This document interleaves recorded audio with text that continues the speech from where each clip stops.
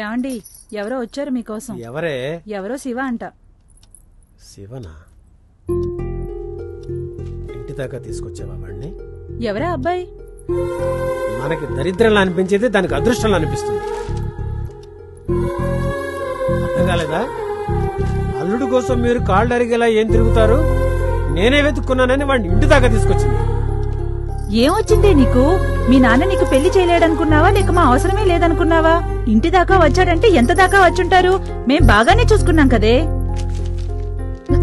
నాన్న, శివని మాత్రం ఏమనొద్దు. చూడవే, చూడు, 25 సంవత్సరాలు పెంచిన మనల్ని కాదనుకుని అడ్డమైన ఆ విధమైన వెనకేసుకొస్తుంది.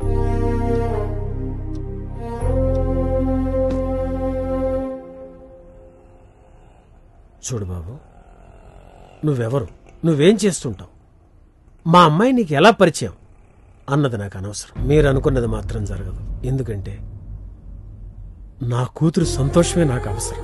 ఆ సంతోషం నీ దగ్గర దొరుకుతుందన్న నమ్మకం నాకు లేదు. దానికేం తెలియదు బాబు, అది పిచ్చిది.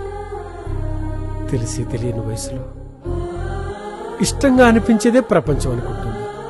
కాలేజీకి పంపిస్తే బుద్ధిగా వెళ్లి చదువుకుంటుంది అనుకున్నాను. కానీ నీ దగ్గర ఇలా ప్రేమ పాఠాలు నేర్చుకుంటుంది అనుకోలేదు. నీ మీద నా కోపం లేదు బాబు.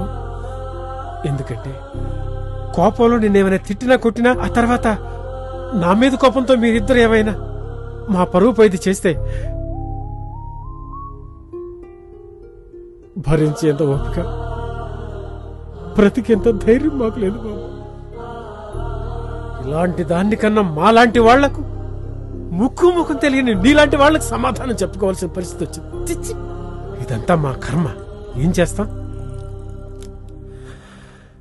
చూడు బాబు, మాది మధ్యతరగతి కుటుంబం. ఇదంతా జరగదు. వదిలేయ్, వెళ్ళు. నా పేరు శివ అండి. కులమేదో తెలీదు, మతమేదో తెలీదు, ఎక్కడ పుట్టానో కూడా తెలియదు. హాస్పిటల్ పక్కనున్న బస్తీలో ఉంటా. నేను పుట్టేసరికి నా పక్కన ఎవరూ లేరు అని నన్ను పెంచిన ఒక అమ్మ చెప్తే గానీ నాకు తెలియదు. పక్కనే ఉన్న హాస్పిటల్లో వార్డ్ బాయ్ గా పనిచేస్తున్నాను. నాకొచ్చే జీతంతో మీ అమ్మాయినేమి మహారాణిలా చూసుకుంటానని నేను చెప్పలేను, కానీ ఏ లోటు లేకుండా అయితే చూసుకోగలను.